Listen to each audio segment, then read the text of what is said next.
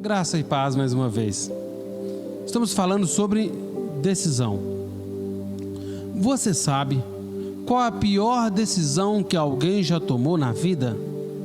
Qual a pior decisão que foi tomada na história da humanidade? Quando alguém precisou decidir e decidiu da pior maneira? Na sua opinião, qual foi a pior decisão que já foi tomada por alguém? Tem uma boa notícia nisso. Felizmente, nesse caso, não foi você que tomou a pior decisão. Não importa a gravidade do erro que você tenha cometido na decisão que lhe venha à mente. Quando você pensa, qual a pior decisão que já tomei na sua vida? Não importa a gravidade. Posso lhe assegurar que já fizeram coisa muito pior que você. Já tomaram decisões de uma maneira que você nem imagina. Imagina assim, que alguém decidiu algo que não deveria decidir. Só tem uma boa notícia nessa decisão ruim. Deus estava lá para redimir as escolhas e colocar as pessoas em questão dessa decisão em um novo caminho. Por isso, podemos ter a certeza de que Ele também está do nosso lado quando fazemos uma curva errada na estrada da vida. Na Bíblia, nós lemos a respeito de um casal que tomou a pior decisão de todos os tempos. Eles estavam no mais perfeito de todos os ambientes e escolheram um caminho que traria consequências de longuíssimo prazo. Na verdade, a decisão tomada por eles afetou todas as gerações que se seguiram a eles, até os dias de hoje. Nenhuma outra decisão afetou de forma tão negativa tantas pessoas por um período tão longo de tempo. Para ser mais exato, por toda a eternidade. Obviamente, na hora da verdade, eles não sabiam que a sua decisão se voltaria contra eles e que iria gerar todos os tipos de males, violência, desastres naturais e até mesmo a morte. Sim, Adão e Eva são os vencedores do troféu, a pior decisão da história. Porém, se nós conseguimos reconhecer que Deus, ao mesmo tempo, era capaz e estava disposto a fazer o melhor a partir daquela tragédia autogerada, podemos também estar confiantes de que Ele está pronto para nos ajudar. Imagine Adão e Eva no paraíso, desfrutando de um ambiente perfeito, no qual todas as suas necessidades eram atendidas. Moravam em um belo jardim, rodeados por uma magnífica obra criada pelas mãos de Deus.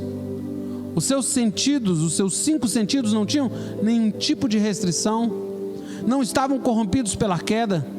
Se estivessem com fome, poderiam colher e se alimentar livremente das muitas árvores que haviam no jardim.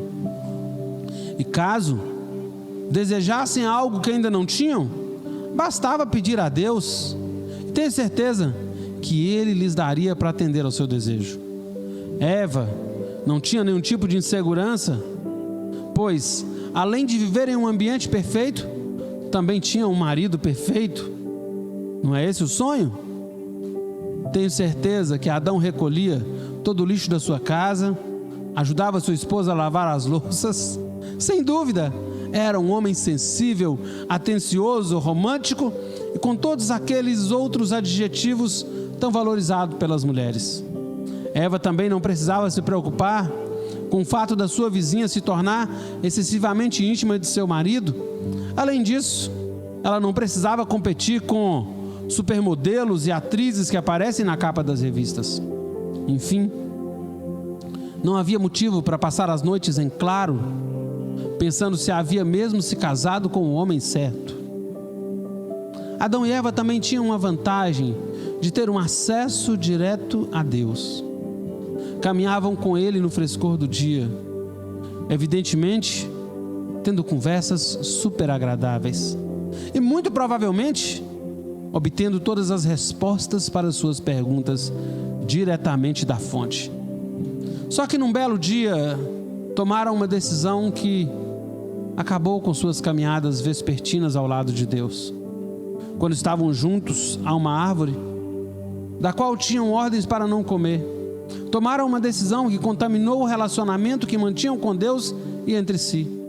Com efeito, por uma simples mordida em um fruto proibido, se tornaram inimigos de Deus. E o belo relacionamento que mantinham entre si também acabou ficando amargo. Agora, se você se perguntar por que aquele casal escolheu desobedecer a Deus, mesmo estando em um ambiente perfeito e tendo tudo o que desejavam e precisavam, não existe uma boa resposta a ser apresentada. A Bíblia não nos apresenta uma explicação completa. O que sabemos é que nos dias de hoje, nos tempos atuais, as pessoas continuam tomando decisões erradas, ludibriados pelo mesmo Satanás, que enganou Eva, fazendo-a pensar que poderia ficar numa situação ainda melhor caso desrespeitasse um mandamento claro da parte de Deus.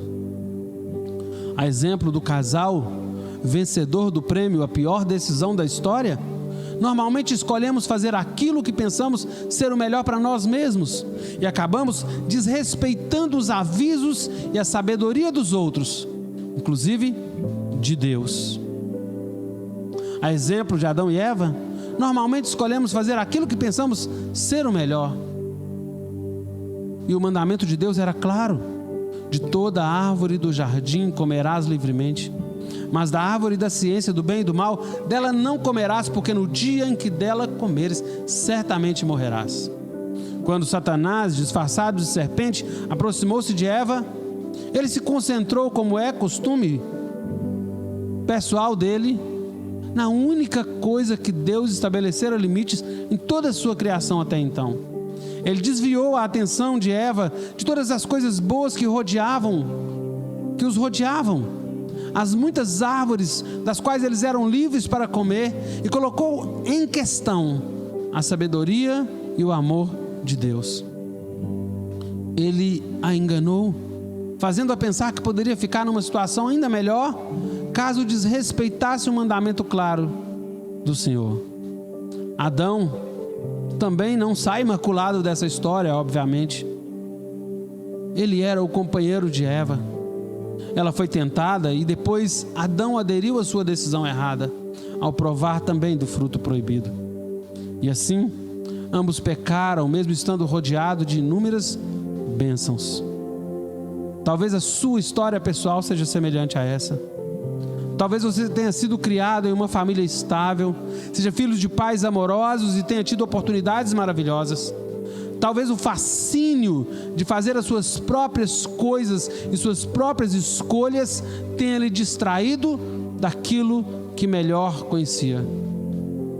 Talvez você tenha seguido os seus desejos e ignorado os melhores instintos.